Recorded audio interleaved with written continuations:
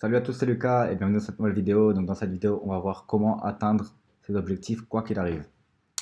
Alors ça peut être par exemple des objectifs dans le domaine de l'entrepreneuriat ou développer un business, des objectifs financiers ou des objectifs tout simplement dans la vie ou pour les études.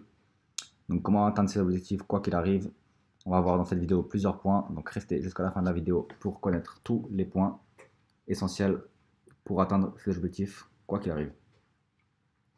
Alors déjà, on va voir le premier objectif donc, qui est de tout vouloir gagner tout de suite. Donc il va falloir arrêter de tout vouloir gagner tout de suite.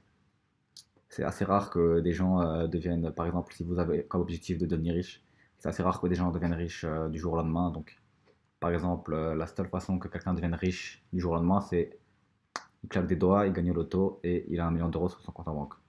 Et généralement, ces gens-là, ils n'ont pas la mentalité pour devenir riches et du coup, ils perdent tout leur argent et au final, ils sont tout de suite à la rue.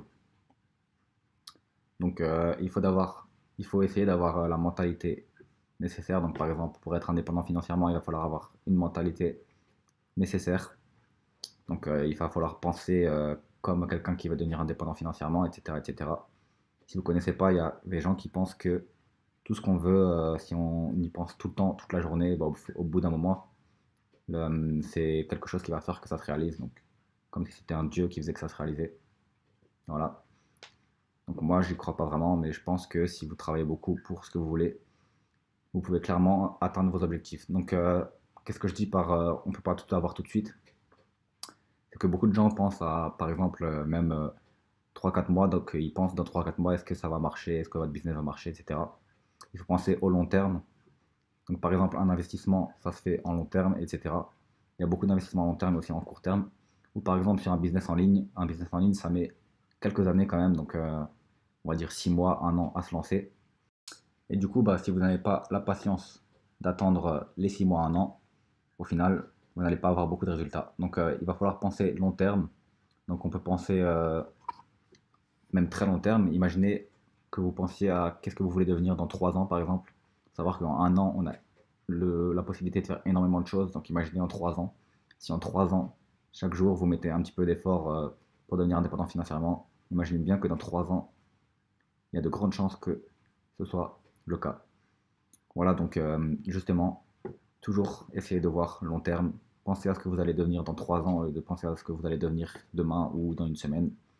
Et vous verrez que dans 3 ans, vous pourrez regarder le parcours que vous avez fait et que, au final, en ayant de la patience, vous avez réussi. Voilà, donc moi, par exemple, j'ai 19 ans et je prépare du coup, pas mon prochain mois, mais je prépare mes prochains 2 ans, par exemple. Donc, j'ai préparé des projets pour ces prochaines 2 années et à la finalité des 2 années, essayer de pouvoir, par exemple, voyager partout dans le monde, être indépendant financièrement, etc.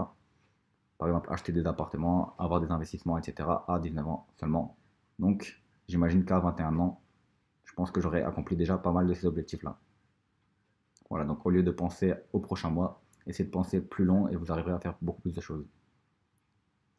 Donc après, c'est à vous de choisir si vous voulez à 40 ans, par exemple, toujours être au SMIC en train de travailler pour un patron ou si vous voulez être indépendant financièrement. Et je dis 40 ans, mais vous pouvez largement atteindre cet objectif avant les 30 ans. Et même si vous avez 40 ans ou plus, vous pouvez toujours atteindre cet objectif en même 2 ans, moins de 2 ans même. Il y a des gens qui arrivent à y faire en 1 an être indépendant financièrement, d'autres en 2 ans, etc. Donc essayez toujours d'atteindre vos objectifs en pensant au long terme. Voilà. Donc maintenant, comment est-ce qu'on fait pour atteindre du coup l'indépendance financière? C'est par exemple en créant des business en ligne sur le long terme, en avant ayant des investissements sur le long terme, par exemple des investissements immobiliers sur le long terme, ou tout simplement en ayant des investissements en crypto-monnaie par exemple, ou en bourse au long terme. Donc il suffit juste de voir la destination finale et de voir l'objectif final, le résultat final, au lieu de voir tout simplement le, euh, le résultat de tout de suite. Voilà donc. Ensuite, pour atteindre ses objectifs, quoi qu'il arrive, il faut ne pas abandonner. Parce qu'il y a beaucoup de gens du coup qui abandonnent leurs objectifs. Donc par exemple, si vous vous lancez dans un business en ligne et que vous ne le terminez pas, bah, au final, vous n'allez pas avoir de résultat. Il faut toujours ne pas abandonner.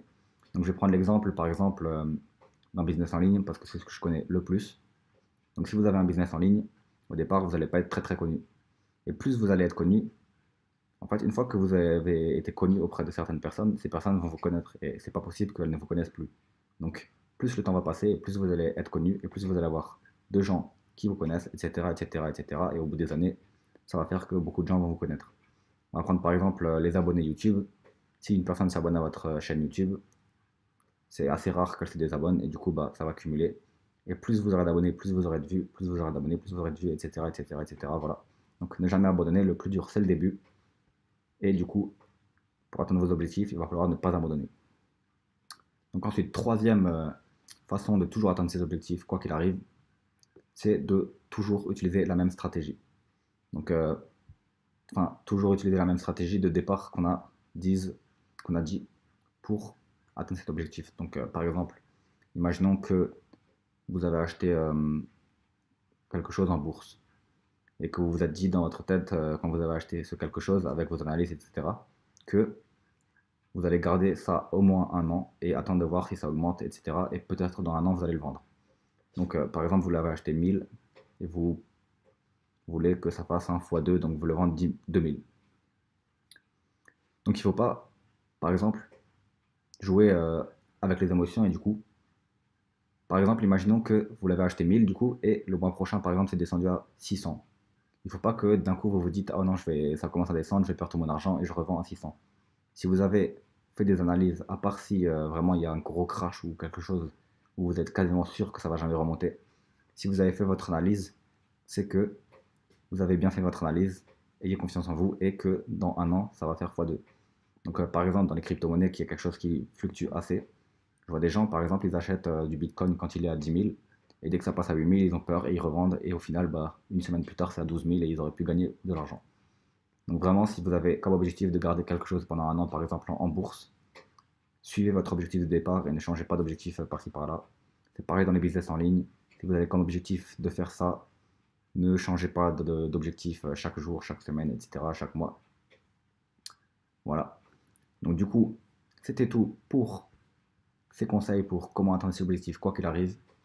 Si vous voulez, vous aussi, créer un e-book et gagner de l'argent pour commencer à devenir indépendant financièrement, il y a un petit lien dans la description vers mon site.